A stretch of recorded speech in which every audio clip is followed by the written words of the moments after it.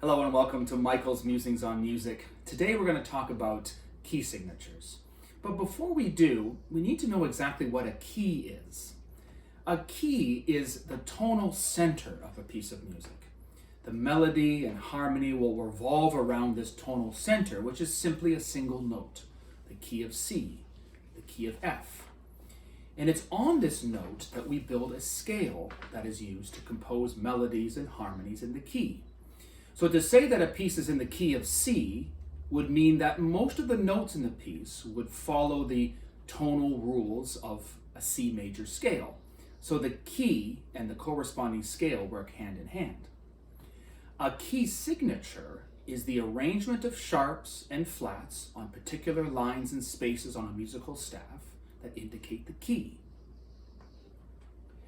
Just for clarification, this is a sharp and this is a flat. Here we are at the beginning of a piece of music. We have the clef, which tells us what particular note is on each line or space on the staff. The time signature that tells us how many beats are in a bar and what kind of note gets one beat.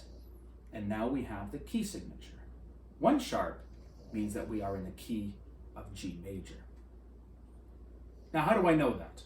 To answer this, let's take a look at something called the circle of fifths. These are all the possible keys placed in a circle.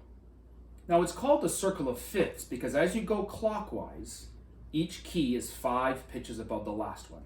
But what I want to focus on is that this chart shows us the number of sharps or flats needed for any key. At the top is the key of C. It has no sharps and no flats. And as you go clockwise, you keep adding sharps. The key of G needs 1 sharp, the key of D needs 2 sharps, etc.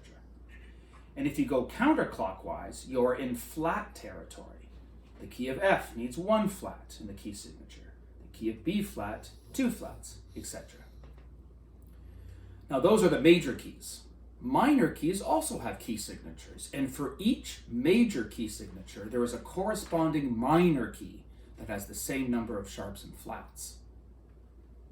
Here is the circle of fifths now showing major and minor keys. So for example, both C major and A minor have neither sharps or flats. F major and now D minor have 1 flat. Major and minor keys that share the same number of sharps or flats are called relative keys. So A minor is considered the relative minor of C major. Likewise, C major is considered the relative minor of A minor.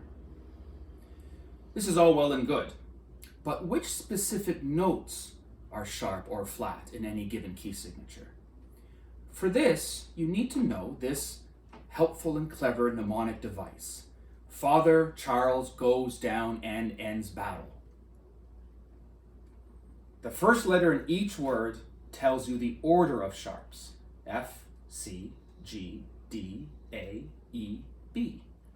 So if the key has 1 sharp, it's always an F sharp. If a key has 2 sharps, it's always an F sharp and a C sharp. That's what they look like on the staff with the treble clef. The reverse, battle ends and down goes Charles' father, is the order of flats. B, E, A, D, G, C, F.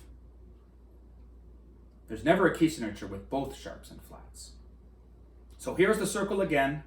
Major keys on the outside, minor keys on the inside, and the key signatures as they appear on the staff. G has 1 sharp, and that is an F, F sharp. D has 2 sharps, and those are F sharp and C sharp. How about the key of F minor?